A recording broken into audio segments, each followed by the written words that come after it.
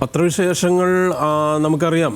കഴിഞ്ഞ ദിവസങ്ങളിലെ വാർത്ത പ്രധാനപ്പെട്ടത് കേരളത്തെ സംബന്ധിച്ചിടത്തോളം എന്താണ് എന്നുള്ളത്. പക്ഷേ ദേശീയ തലത്തിലും വലിയ വാർത്തകളുടെ ദിവസമാണ്. കാരണം പത്രങ്ങളെ സംബന്ധിച്ച് അങ്ങനെ കേരളത്തിൻ്റെ ഈ പറയുന്ന ഒരു പർട്ടിക്കുലർ വാർത്തയിൽ മാത്രമായിട്ട് ഇപ്പം ചാനലുകളെ സംബന്ധിച്ചൊക്കെ നിൽക്കുന്നത് പോലെ അതിൻ്റെ ഒരു പ്രാധാന്യത്തിൽ അതിൻ്റെ തത്സമയത്തിൽ മാത്രം നിൽക്കാൻ പറ്റുന്ന സാഹചര്യം അല്ലാത്തതുകൊണ്ട് തന്നെ പത്രങ്ങൾ മറ്റ് വാർത്തകൾക്ക് വലിയ പ്രാധാന്യം നൽകിയ ദിവസം കൂടിയാണെന്ന് പറയേണ്ടി വരും. പക്ഷേ ഏറ്റവും പ്രധാനപ്പെട്ട വാർത്ത എന്നുള്ള രീതിയിൽ രാഹുൽ മാങ്കൂട്ടത്തിലിൻ്റെ രാജിയോ അല്ലെങ്കിൽ രാജിവെക്കുമോ എന്നൊക്കെയുള്ളത് സംബന്ധിച്ചുള്ള ആശയക്കുഴപ്പവും കോൺഗ്രസിനകത്ത് ഇത് സംബന്ധിച്ചുണ്ടായിട്ടുള്ള വലിയ പ്രത്യാഘാതങ്ങളും ഈ വിഷയം ഉണ്ടാക്കിയിട്ടുള്ള രാഷ്ട്രീയ ചലനങ്ങളും എല്ലാം തന്നെയാണ്.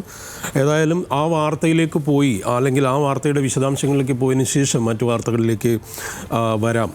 അതുതന്നെയാണ് ഏറ്റവും പ്രധാനം. കാരണം മലയാള മനോരമയെ സംബന്ധിച്ച് ഈ ഉപതെരഞ്ഞെടുപ്പ് ഭീതിയാണ് കോൺഗ്രസിനെ സംബന്ധിച്ചുള്ള ഒരു പ്രശ്നമെന്ന് മലയാള മനോരമ പറയുന്നു. ഒന്നാം പേജിൽ ഭീതി, ഉപതെരഞ്ഞെടുപ്പ്, രാഹുൽ മാങ്കൂട്ടത്തിലിൻ്റെ രാജിയിൽ ആശയക്കുഴപ്പം എന്നാണ് പറയുന്നത്.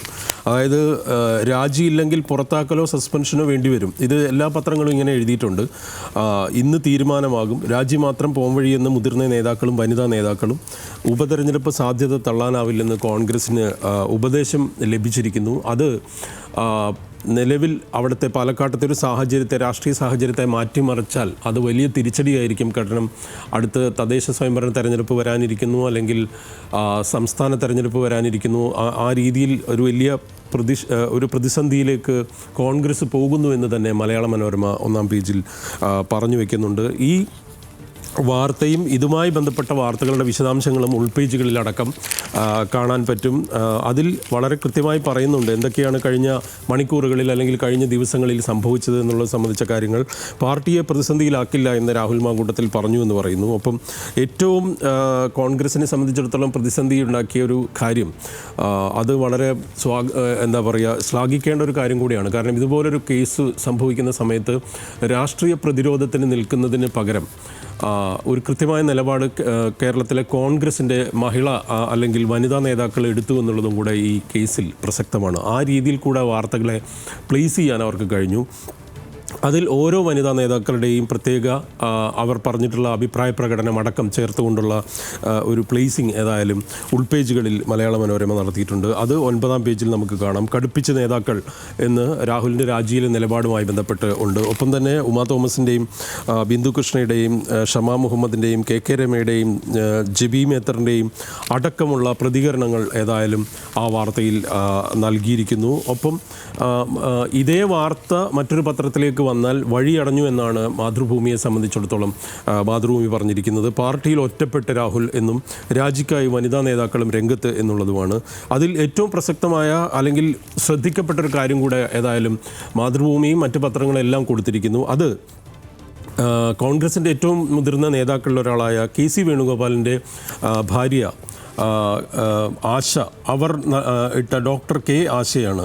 അവർ ഫേസ്ബുക്കിൽ ഒരു പ്രതികരണം ഇടുകയും ആ പ്രതികരണം വലിയ രീതിയിൽ ചർച്ചയാവുകയും ചെയ്തിരിക്കുന്നു എന്നുള്ളതാണ്. അവർ പിന്നീട് അത് പിൻവലിച്ചുവെങ്കിൽ പോലും ആ പ്രതികരണം ഉണ്ടാക്കിയിട്ടുള്ള ഒരു നിലപാട്, അതുമായി ബന്ധപ്പെട്ട് വനിതാ നേതാക്കൾ അടക്കമുള്ളവരുടെ നിലപാടെല്ലാം കൂടുതൽ ശക്തമാകുന്ന ഒരു സാഹചര്യം വരുന്നു. ഉമാ തോമസിൻ്റെയൊക്കെ പ്രതികരണം പിന്നീട് അതിനുശേഷം വളരെ ശക്തമായി തന്നെ വരുന്നു. ഈ വാർത്ത വഴിയടഞ്ഞു എന്നുള്ള തലക്കെട്ടിൽ മാതൃഭൂമി നൽകിയിട്ടുണ്ട്. ഒപ്പം ഇതിൻ്റെ ഉൾപേജുകളിലും ഈ വാർത്തയുടെ വിശദാംശങ്ങൾ, രാഹുലിൻ്റെ നിലപാട് സംബന്ധിച്ചും മറ്റ് പ്രതികരണങ്ങൾ എല്ലാം തന്നെ ഒരു കാര്യമായി തന്നെ കൊടുത്തിരിക്കുന്നു.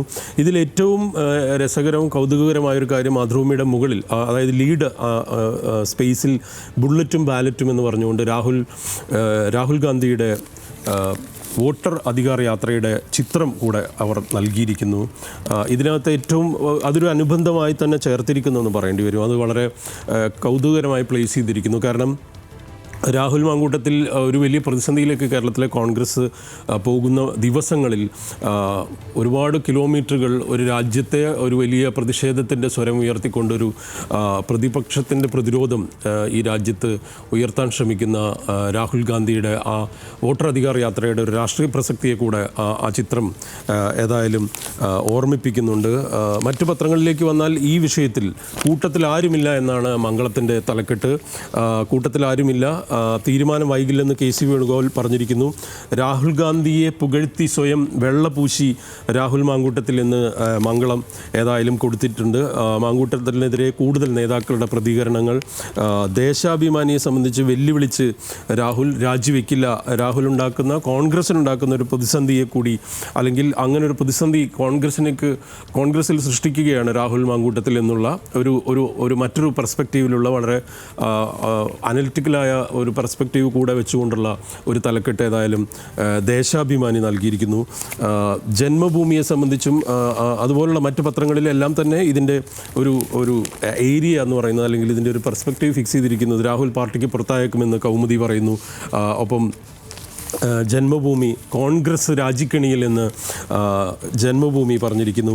ഈ രീതിയിൽ തന്നെ ഇതിൻ്റെ ഒരു വലിയ പ്രത്യാഘാതം സംബന്ധിച്ചുള്ള വാർത്തകൾ, അതിൻ്റെ വിശദാംശങ്ങളെല്ലാം തന്നെ വന്നിരിക്കുന്നു. ഇന്ന് വീക്ഷണത്തിൻ്റെ 1-ാം പേജിൽ ഏതായാലും സ്വാഭാവികമാണ്, അവരുടെ കോൺഗ്രസിൻ്റെ മുഖപത്രം എന്നുള്ള നിലക്ക് ഈ വാർത്ത ക്യാരി ചെയ്യുന്നതിലുള്ള പരിമിതി അവരെ സംബന്ധിച്ചിടത്തോളം ഉണ്ട്. അതുകൊണ്ട് തന്നെ 1-ാം പേജിൽ മറ്റ് വാർത്തകൾക്ക് കൂടുതൽ പ്രാധാന്യം നൽകിയിരിക്കുന്നു. അത് അമീബിക് മസ്തിഷ്ക ജ്വരം സംബന്ധിച്ച വാർത്തയ്ക്ക് വലിയ പ്രാധാന്യം, യമനിൽ യമതാണ്ഡവം എന്ന് 1-ാം പേജിൽ വീക്ഷണം കൊടുത്തിരിക്കുന്നു.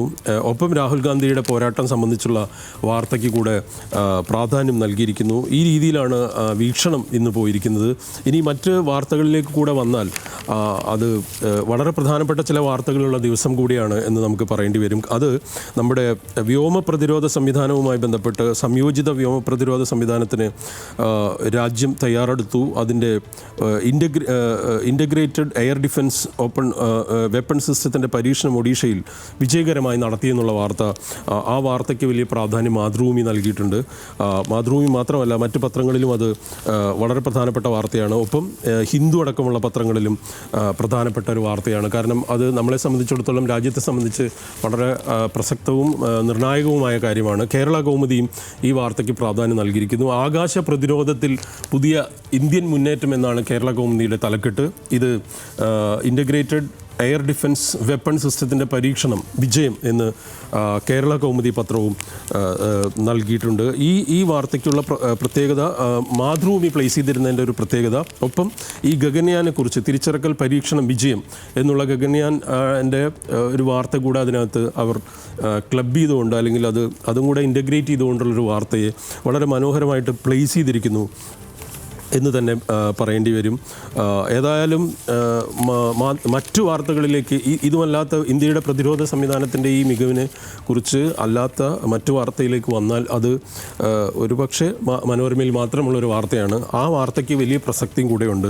ഹൈക്കോടതിയിൽ കെട്ടിക്കിടക്കുന്നത് 2.5 ലക്ഷം കേസുകൾ, നീതി കാത്ത് ജീവപര്യന്തം എന്ന് പറഞ്ഞ് മലയാള മനോരമയുടെ 1-ാം പേജിൽ ഒരു വാർത്തയുണ്ട്. ആ വാർത്ത വളരെ, ഈ നീതി തേടിയ ആളുകൾ കോടതിയിൽ കയറിയിറങ്ങുന്നു എന്നുള്ളതൊരു വലിയ പ്രശ്നമാണ്. ആ പ്രശ്നം, അതിൽ കോടതി കയറിയിറങ്ങി നരകിക്കുന്ന മനുഷ്യരുടെ അവസ്ഥയെക്കുറിച്ച് ഏതായാലും ഈ പറയുന്ന നീതിപീഠം അടക്കമുള്ളവർ പരിഗണിക്കേണ്ട ഒരു വിഷയം, സംസ്ഥാന സർക്കാരുകളുടെയും ശ്രദ്ധയിൽ വരേണ്ട ഒരു വിഷയമാണ്. ഏതായാലും ശിക്ഷ വൈകുന്നു, കുറ്റം ആവർത്തിക്കുന്നു. ജില്ലാ കോടതികളിലും അതിന് താഴെയുള്ള കോടതികളിലുമായി തീർപ്പാകാതെ 18.05 ലക്ഷം കേസുകൾ എന്ന് മലയാള മനോരമ പറഞ്ഞിരിക്കുന്നു. അതൊരു പ്രധാനപ്പെട്ട വാർത്തയാണ്. സ്പോർട്സിലേക്ക് പോയാൽ നമ്മുടെ ചേതേശ്വർ പൂജാരയുടെ പടിയിറക്കം സ്പോർട്സിൽ മനോരമ പ്രാധാന്യത്തോടെ നൽകിയിരിക്കുന്നു. ഒപ്പം ക്രിക്കറ്റിലെ 2 വാർത്തകൾക്ക് വളരെ മനോഹരമായ പ്ലേസിങ്ങോടുകൂടെ മനോരമ നൽകിയിട്ടുണ്ട്. അത് KCL സെഞ്ചുറി എന്നാണ്, സഞ്ജുവിൻ്റെ സെഞ്ചുറിയെക്കുറിച്ച് എഴുതിയിരിക്കുന്നത്. ഒപ്പം പടിയിറങ്ങി പൂജാര എന്നും നൽകിയിരിക്കുന്നു. മറ്റൊരു വാർത്ത എന്ന് പറയുന്നത്, ഈ മോശം സന്ദേശങ്ങൾ അയച്ചു IPS ഉദ്യോഗസ്ഥനെതിരെ വനിതാ പോലീസുകാർ എന്നുള്ളൊരു വാർത്ത മാതൃഭൂമിയുടെ 1-ാം പേജിലുണ്ട്. ആ വാർത്തയും കേരള കൗമുദി, മംഗളം അടക്കമുള്ള പത്രങ്ങൾ പ്രാധാന്യത്തോടുകൂടെ നൽകിയിരിക്കുന്നു. അത് സിറാജിലും IPS ഉദ്യോഗസ്ഥനെതിരെ അന്വേഷണം എന്നുള്ള ആ വാർത്ത സിറാജിലും ഉണ്ട്. ഒപ്പം മാതൃഭൂമിയിലും കൗമുദിയിലും ആ വാർത്തയ്ക്ക് ഒരു പ്രാധാന്യമുണ്ട്. IPS ഉദ്യോഗസ്ഥനെതിരെ വനിതാ SI മാരുടെ പരാതി. പത്തനംതിട്ട SP ആയിരുന്ന VG വിനോദ് കുമാർ അശ്ലീല സന്ദേശം അയച്ചു എന്നുള്ള 2 വനിതാ എസ്ഐമാരുടെ പരാതിയാണ് തിരുവനന്തപുരം റേഞ്ച് DIG അജിത ബീഗത്തിന് കിട്ടിയിരിക്കുന്നത് എന്നുള്ളൊരു വാർത്ത കൂടിയുണ്ട്. ഏതായാലും ധാരാളം ഒപ്പം തന്നെ നമ്മുടെ ADGP അജിത് കുമാറിൻ്റെ മംഗളത്തിൽ പരാതി, അതായത് വിജിലൻസ് കോടതി വിധിക്കെതിരെ അജിത് കുമാർ ഹൈക്കോടതിയിലേക്ക് എന്നുള്ളൊരു വാർത്ത മംഗളം നൽകിയിരിക്കുന്നു. ഒപ്പം ഹിന്ദു പത്രത്തിൻ്റെ ഒരു പ്രധാനപ്പെട്ട വാർത്ത കൂടെ ഞാൻ പറഞ്ഞുകൊണ്ട് നമുക്കിത് വൈൻഡപ്പ് ചെയ്യേണ്ടതുണ്ടെന്ന് തോന്നുന്നു. ആ സമയം അടുത്തുകൊണ്ടിരിക്കുന്നു. അപ്പം അതിൽ SIRമായി ബന്ധപ്പെട്ടാണ്, ബീഹാറിലെ SIRമായി ബന്ധപ്പെട്ട് 98.2% ബീഹാർ വോട്ടേഴ്സ് ഈ ഡോക്യുമെൻറ്റ്സ് സബ്മിറ്റ് ചെയ്തുവെന്ന് ഇലക്ഷൻ കമ്മീഷൻ അറിയിച്ചിരിക്കുന്നു.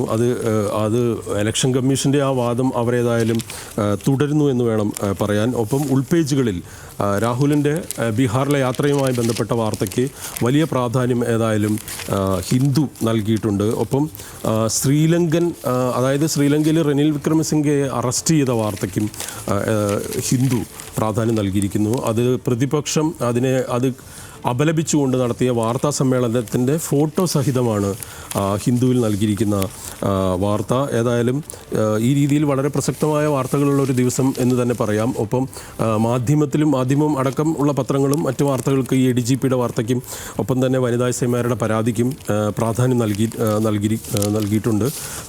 മറ്റൊരു ഒറ്റ വാർത്ത കൂടെ പറഞ്ഞുകൊണ്ട് ഞാൻ അവസാനിപ്പിക്കാം. അത് എന്താണെന്ന് വെച്ചാൽ അത് ജനങ്ങളെ സംബന്ധിച്ചിടത്തോളം അല്ലെങ്കിൽ നമ്മുടെ പ്രേക്ഷകരെ അടക്കം സംബന്ധിച്ച് വളരെ പ്രധാനപ്പെട്ട ഒരു വാർത്തയാണ്. പ്രത്യേകിച്ച് കേരളത്തിന് പുറത്തുള്ള മലയാളികൾ, അവരുടെ പ്രവാസികളെ സംബന്ധിച്ച് പ്രവാസികൾക്ക് നോർക്ക കെയർ ആരോഗ്യ ഇൻഷുറൻസ് പദ്ധതി നവംബർ 1 മുതൽ അത് പ്രവാസികൾക്ക് വേണ്ടി പ്രത്യേകമായിട്ടൊരു ഇൻഷുറൻസ് പദ്ധതി ഏർപ്പെടുത്തുന്നതിൻ്റെ ഉദ്ഘാടനം ഒക്ടോബർ 22-ന് മുഖ്യമന്ത്രി നടത്താൻ പോകുന്നു. വിവിധ അസുഖങ്ങൾക്കും അടക്കം കൊച്ചിയിലെ വിവിധ ആശുപത്രികളുമായി ചേർന്ന് സഹകരിച്ചുകൊണ്ടുള്ള പദ്ധതിയാണ് ഇത്. പ്രവാസികളെ സംബന്ധിച്ചിടത്തോളം വളരെ ഉപകാരപ്രദമായൊരു കാര്യം, സർക്കാരിനെ സംബന്ധിച്ചും പ്രധാനപ്പെട്ട ഒരു കാര്യം.